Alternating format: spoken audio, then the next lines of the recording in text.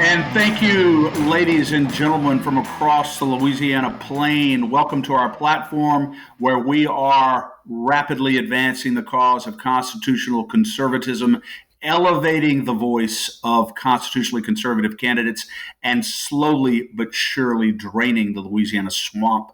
My name is Chris. And I'm Danielle, and this is the State of Freedom, brought to you by Louisiana First citizens like you.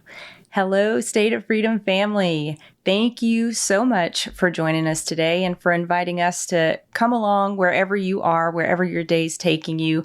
You are the absolute best, the best of the best, the cream of the crop. We are only here because of your encouragement, your prayers, and your financial support. If you are looking for a way to support us, to advertise with us, or to send us feedback, please visit our website at freedomstate.us. And a reminder, although I know I don't need to remind you folks anymore, but just in case, a reminder that Election Day is November 18th. And as before, we're encouraging people to vote in person on Election Day if you can help it.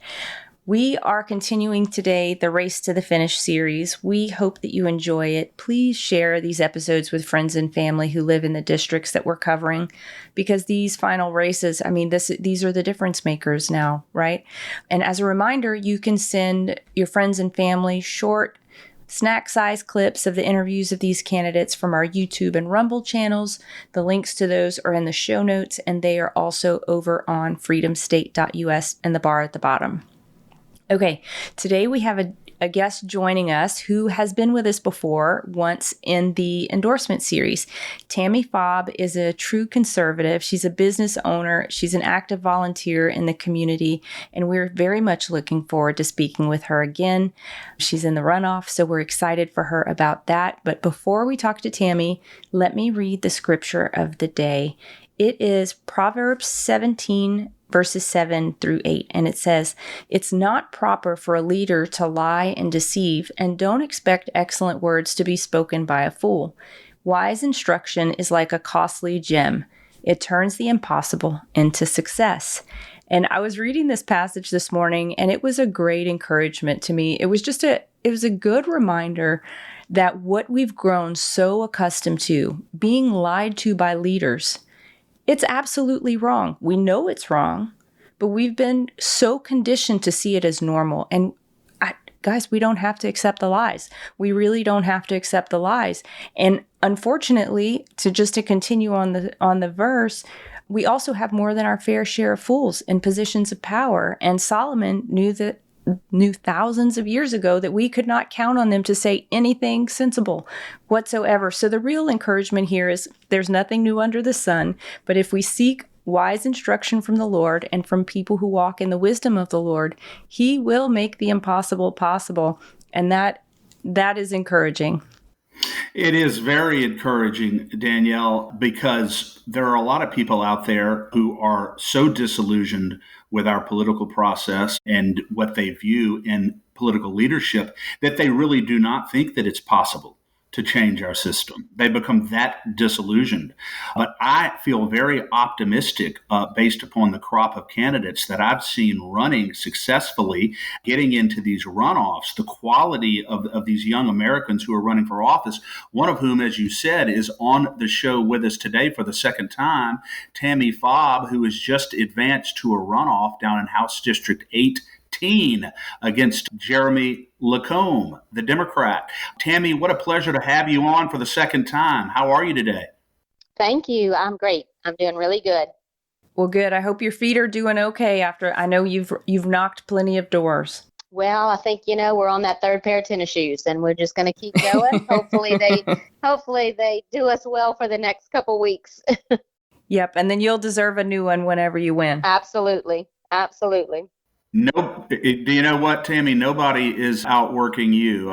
From what Caleb Kleinpeter has said, you are a very, very hard worker and a very tenacious worker. You went into the runoff here with 38% of the vote, which in conventional wisdom in politics is a very good position to be in going into a runoff as a challenger.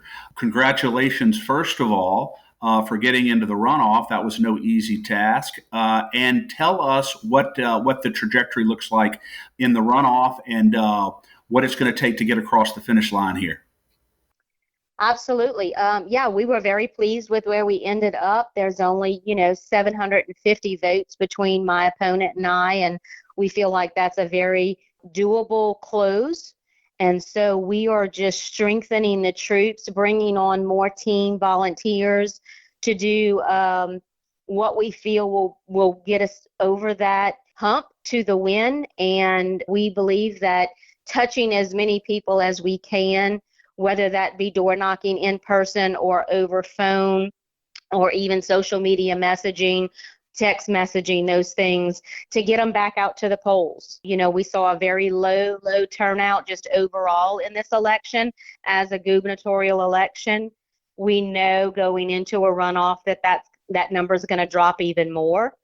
So continuing to just be out there, our presence known or my presence known, and having multiple conversations with people and, still listening to their concerns and just reminding them that their voice needs to be heard on Election Day. Yeah, you're so right, Tammy. Turnout is extremely important, and the importance, as you said, of people's voice being heard. I know that part of your district down there is Point Capee, which is Jeremy Lacomb's home district. I recall that when he ran against Senator Klein-Peter, 47% of the population of Point Capee who voted did not vote for Jeremy Lacombe, so he does not seem to be a paragon of popularity even in his own parish. But apart from Point Capee, what are the other areas of your district so our listeners will know if they can vote for you, and if not, if they have relatives or friends in your district who they can encourage to vote for you? So part of that district, the new part of the district, is all of West Feliciana Parish. So that entire parish is now part of District 18. And then 2/3 of West Baton Rouge. That one kind of is a little tricky with how they've carved it out. So I would encourage anyone who's in the West Baton Rouge parish to reach out to me, and we can definitely verify if they're in this district or not. Then we have a small portion of Iberville Parish, which is basically the town of Maringouin there. And then, of course, yes, all of Point Capee Parish. And Jeremy and I are both from Point Capee Parish. That is our home parish. Okay. Yes. It's good to know that. Mm-hmm, yes, and he is losing favoritism in this parish by the day. Wow. Yeah. I bet it's because people are learning about his voting record and the time, where he spent his effort while he's been at the legislature. Absolutely. A lot of his voting record is coming to light. Also, the fact that, after he lost that Senate race to Senator Klein-Peter, he then switched his party from Democrat to Republican. And that didn't sit well with a lot of the Democrats that voted him in as a Democrat. Right. Or the Republicans, I would imagine. It kind of puts you on the wrong side of everybody if it's not a true heartfelt change, I would imagine. Yes, you're absolutely right on that. And I think we can say that if it was a heartfelt change, his voting record would show us that. But because neither one of those really align, we know that that was probably done just for political reasons. Well, and one of the reasons why it strongly suggests it was done for political reasons, Tammy, is that he offered no public explanation for it, and when it happened, and now apparently is not telling Democrat voters that he switched to the Republican Party. I mean, there's every single reason to believe that this was pure politics for getting spanked by Caleb Klein-Peter. I agree with you. And thinking that people are not going to know the difference between what an R looks like and a D looks like when they get into the voting booth is wishing pretty hard. That's pretty rough. Yeah, a little insulting, I would say. Yeah, there you go. It is insulting. Tammy, last time we had you on, we spent some time on the insurance cost issue, which is looming large for citizens across the state. It's also a huge detractor for businesses to the state, I would imagine. Another thing that is, in my view, a strong detractor to bringing businesses to the state and bringing employees to the state is the state of our education system. What do you see as a way forward for positioning our education system to attract businesses, to attract families? I truly believe we need to get back to the basics of educating our children. If we look at statistics of where we stand when we implemented Common Core versus where we were prior to that, I think it will show us, was it a true success in switching or not? Yeah. And I think going back to the basics of teaching our children how to read, majority of our children don't even read at a third grade level at third grade. So That's embarrassing. Correct. Concentrating on making sure that is strong, because that affects every other subject if you can't read. So making sure that we're reading at a third grade level and not socially promoting just because of age, I think will help us bring those numbers up some. So, just teaching the core basics of reading, writing, and arithmetic. Yeah, it's not rocket science, is it? That's so amazing. And, I've spent a little bit of time with the superintendent of schools. Chris, help me out with his name. Cade Brumley. Cade Brumley came down to Terrebonne and spoke to We the People Bayou community a couple months ago, maybe the beginning of the summer. And I was just so impressed with him because that was his exact point. Kids need to be focused on learning. They need to learn in a way that makes sense. That's not like jumping through 3 hoops to do the simplest thing. And I was speaking to also a special needs elementary teacher this weekend, and she was saying the same thing. She was just saying, our kids can't learn this way. Parents, this is how parents are getting disengaged because they can't understand their second graders' homework because it doesn't make sense. If it made sense, parents could understand it. This is ridiculous. So I really appreciate that, Tammi. And another issue that kind of has really attached itself to the education system, which maybe came as a little bit of surprise, but is parental rights. This past legislative session and probably, I guess, at least since COVID, it's been an issue that's been heavily debated at the legislature. What role do you think parental rights plays into all of this education system, especially the public school education system? Well, I think parental rights and parental involvement is number one to having success with our education system. We can't depend on teachers to raise our children. So if we don't allow parents to come in on all parts, then we're not putting the strongest team together for our children to succeed. And the government should not control how a parent sees best fit to educate their child. That is the point I was about to make. I'm glad you finished that. And I was going to simply say that, it seems like we have a government that is becoming increasingly powerful, increasingly invasive, and seems to almost be at this point, well, not really almost, kind of shutting the parents out of the process with this nanny state that we seem to be developing. And I know parents are very, very concerned about what appears to be increasingly restricted access to what their kids are learning in school, access to lesson plans, also some of these radical concepts that are being injected into the public schools, like critical race theory and those concepts. All these things are very concerning to parents, and I'm assuming that you are equally concerned by these issues. Absolutely. I think it's a no-brainer on why you see an increase in homeschooling, because parents felt like they were being taken out of the equation. So those who, truly wanted to have their children best interests at hand, and they felt that was the best form of teaching to their child, took them out and brought them back home so that they could teach them what they wanted to teach them. Yeah. And it's very interesting that many parents would probably, one of the only silver linings of the whole COVID hoax, in my view, the silver lining was that because kids had to come home and learn, parents actually were figuring out what their kids were being taught in school because they were working with them at home in a home environment on the Zoom classes and all this. So parents like, what is going on here? I didn't realize that this was in the curriculum. Well, that's how a lot of parents found out about some of the things that are being taught to their students in school. But let me tell you, I have no doubt that you're going to be a strong voice for parental rights in the legislature, very much unlike your opponent. I mean, your opponent, Gerald McComb, actually stands out as someone who has consistently sided with the power of the school boards, power of the education unions and the bureaucrats over parental rights. And that, to me, is a very stark contrast between the two of you. But I want to switch gears here for just a second, Tammi, and ask you about something that I know is concerning to everybody that I know across the state is concerned about this, our tax structure. We're being crushed under oppressive taxation in Louisiana. Businesses are leaving Louisiana. There is a massive outward migration, not only of business, but of just citizens leaving our state.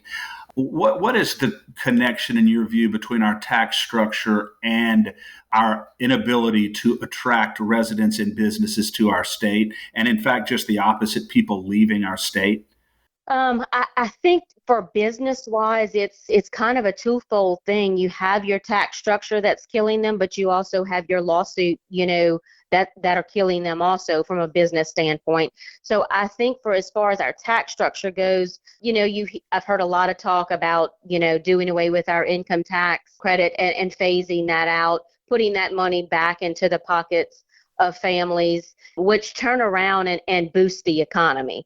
So I think we'll probably will see that as we go into a new leadership, and also just making us as business friendly as possible.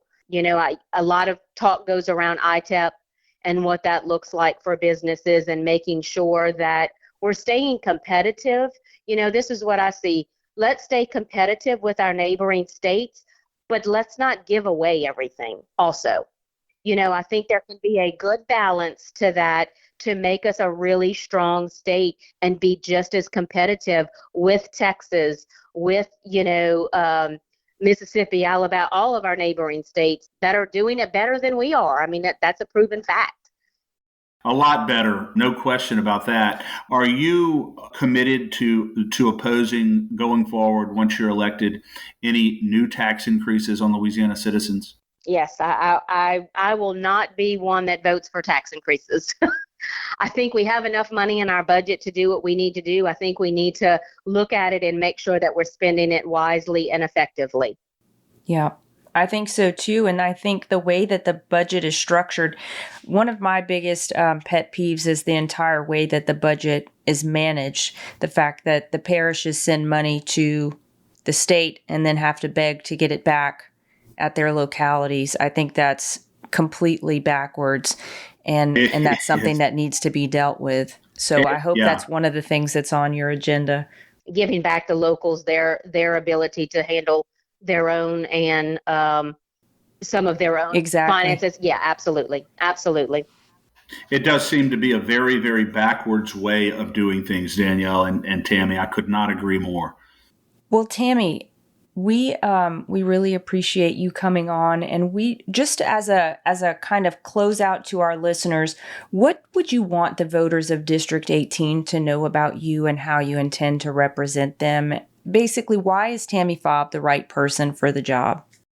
I've said throughout this entire campaign of this is nothing about Tammi Fabre and any personal agendas that I have going into politics. This has always been about the voice of District 18, everyone's voice of District 18, making sure that it's heard and making sure that it's represented on a state level. I always promise to keep our values protected, to never use them as a negotiating tool for any dollars or any votes that need to be made. That's my number one goal, but to just make sure that District 18 is heard. And I have things that I will put in place to make sure that will always be the case. Some accountability to the district going forward so that I know when it's time to make those votes exactly where the entire district stands and what they want and how they want to be represented.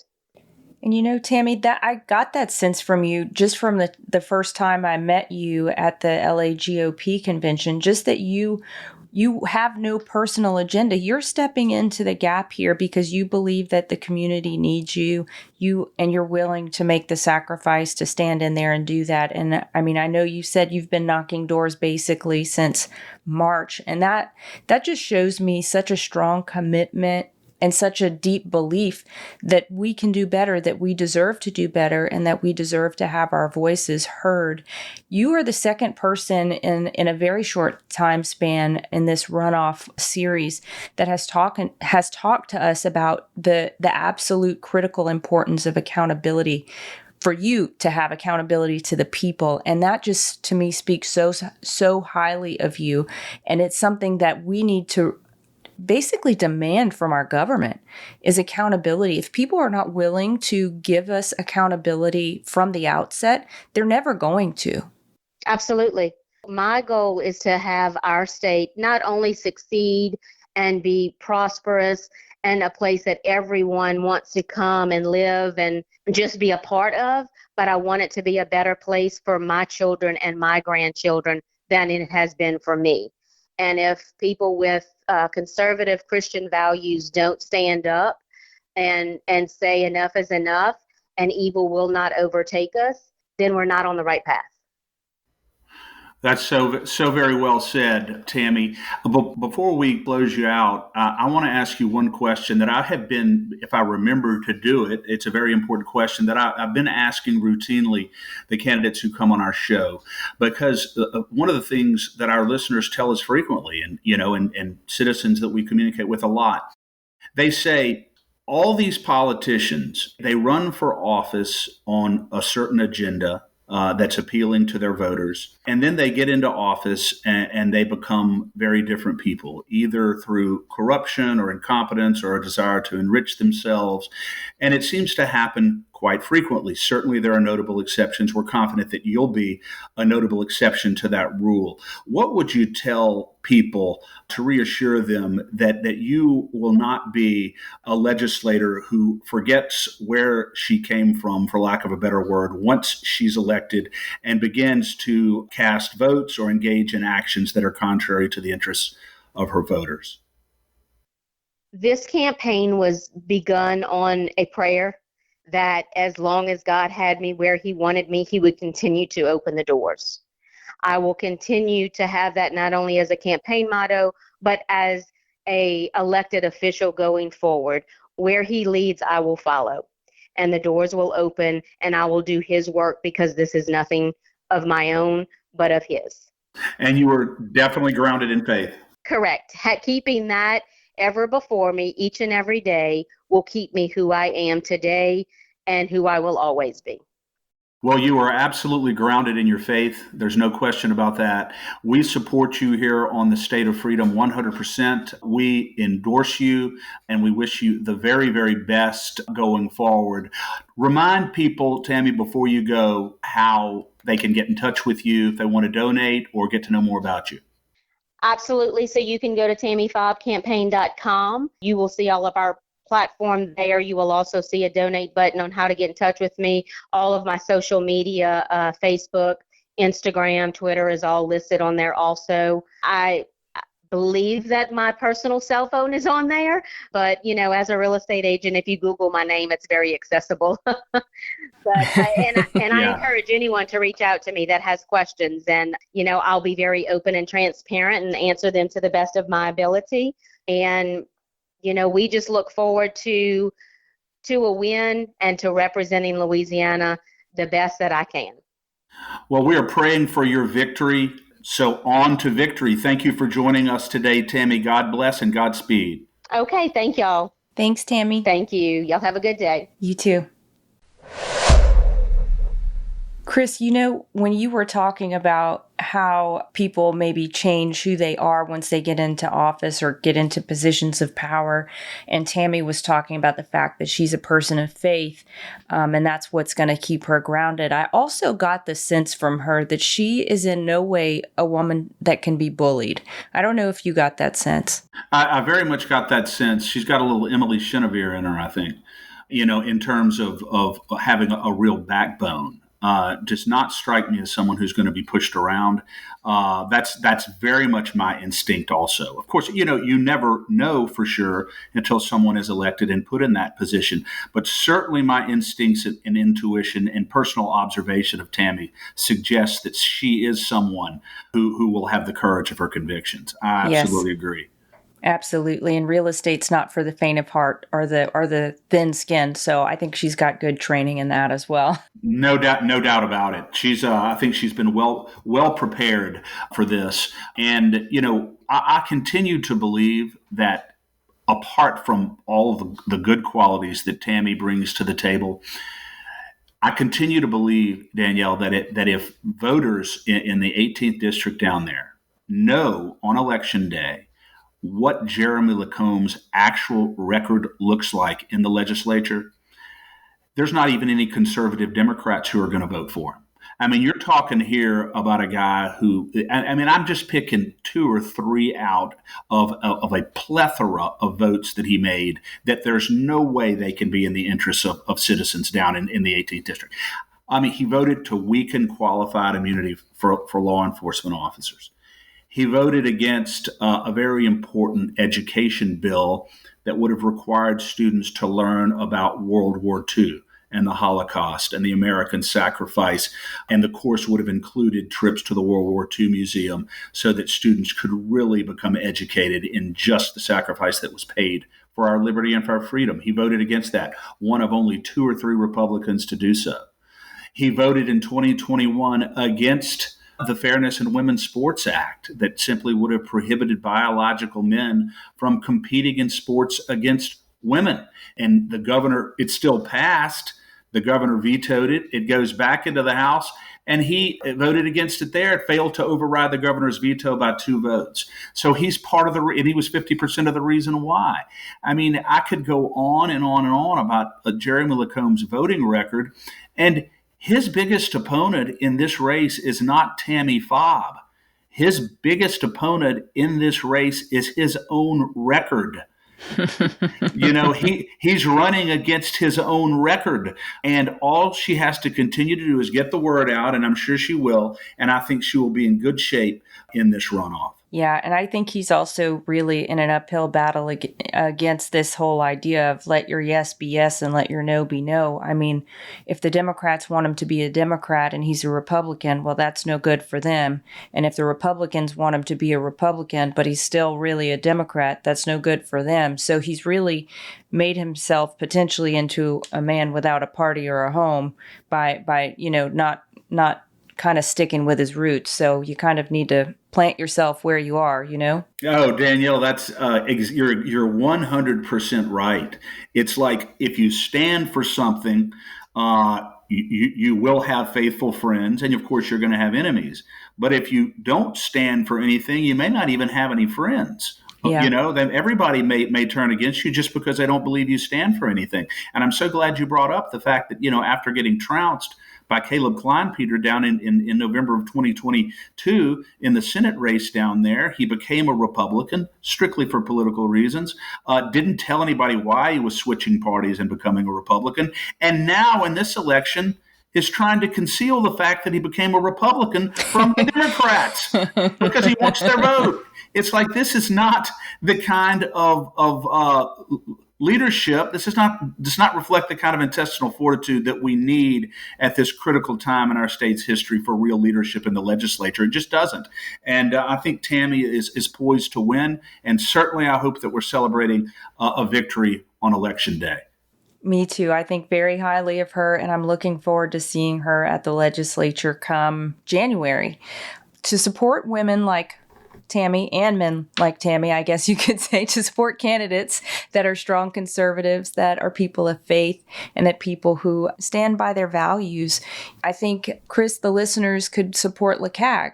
Absolutely. Louisiana Citizen Advocacy Group is our PAC that we have, and those resources are used to help advance and elect good, faithful constitutional conservatives to the legislature. And that is what we have to have and what we need.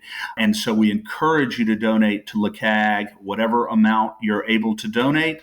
We encourage you to subscribe to LCAG. You can go on at www.lacag.org and become a member of LCAG and help us to advance the cause of constitutional conservatism, because really we are protecting your rights. We are protecting your freedom. We know that you don't have time to go out and be active every day and know every issue and understand all the things that are going on. That's what we're here for. But we need your financial resources to be your bulwark and your protector, which is what we want to be. So we encourage you to support us at LCAG, and we thank all of you who are currently supporting us. Yes, and if you'd also like to support the State of Freedom, you can do that by going to freedomstate.us. We'd also just love to hear from you, get feedback from you about the show. And if you know of any small businesses or businesses based in Louisiana that would be interested in advertising with us, you can email us at info@freedomstate.us.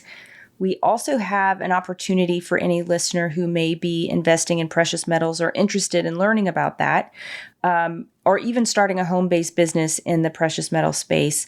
Metal Stacks is a precious metals collectors club where you can buy your metals at the best prices on the market, or you can get involved on the selling side as well. So if you're interested in purchasing metals, you can visit metalstacks.com/D Walker. That helps me out. I can get the commission.